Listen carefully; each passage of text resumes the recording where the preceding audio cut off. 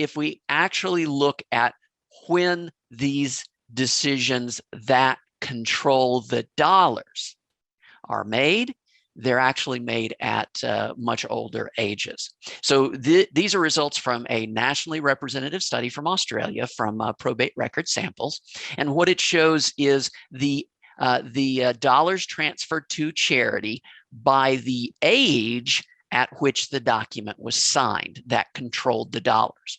76% of the dollars transferred to charity by will were transferred by will documents signed in the 80s, 90s, or older. If you're interested in will documents signed before age 70, that's fine, but that's only 13% of the dollars. Now, of course, that was a probate study, so that's showing just the final will document.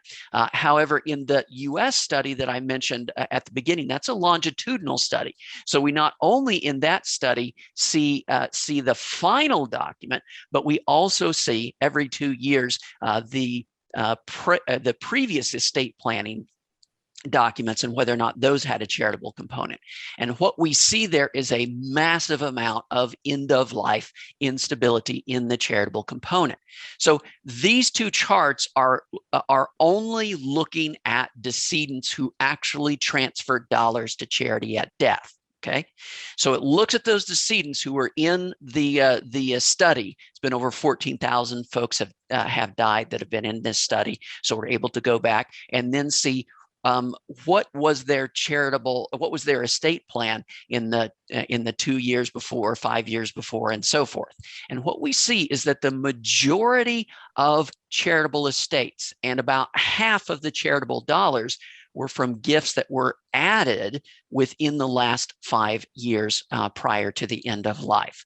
And so a massive amount of end of life instability in this charitable component, which makes these late life decisions particularly critical when it comes to actually controlling the dollars. That is the document that will control those dollars, the final estate planning document. By the way, understanding a little bit about this neuroimaging can help us also in just the way that we describe the gift. So, for example, looking at different words and phrases in the different words and phrases that work.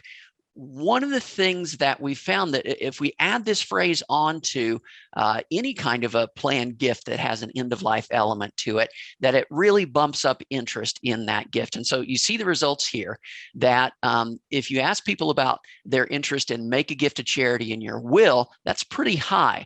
But if we ask them about their interest in make a gift to charity in your will to support a cause that has been important in your life, or to support causes that have been important in your life, notice we get a substantial additional bump in people's interest in making that kind of a gift.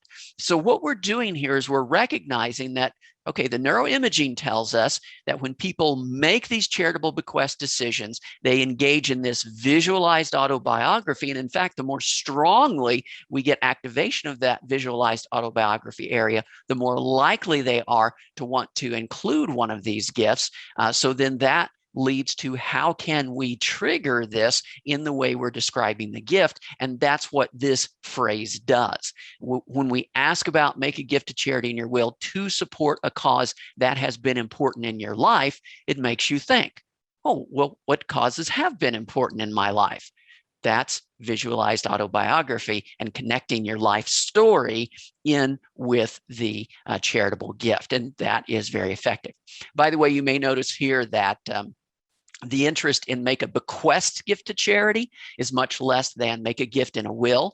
That's actually a super consistent result we see across all kinds of tests in plan giving, which is whenever we use more technical, legal, contract language to initially describe a gift, the interest in that gift goes down fairly dramatically.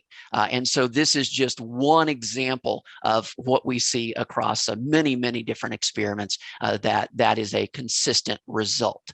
It actually relates to this idea that we use two different frames of mind. One frame of mind, which is our sharing, or gift frame of mind. That's a social emotional frame of mind. And there is a separate and in many ways conflicting frame of mind, which is a market exchange, competitive, contract frame of mind. And when we use those kinds of words or phrases, it triggers that competitive contract market exchange frame of mind, and that actually discourages sharing. So that's a concept that actually goes all the way back to Marcel Mauss over 100 years ago, a French anthropologist that talked about these two worlds that people live in, depending upon whether they're in a giving, sharing frame of mind or a market exchange frame of mind.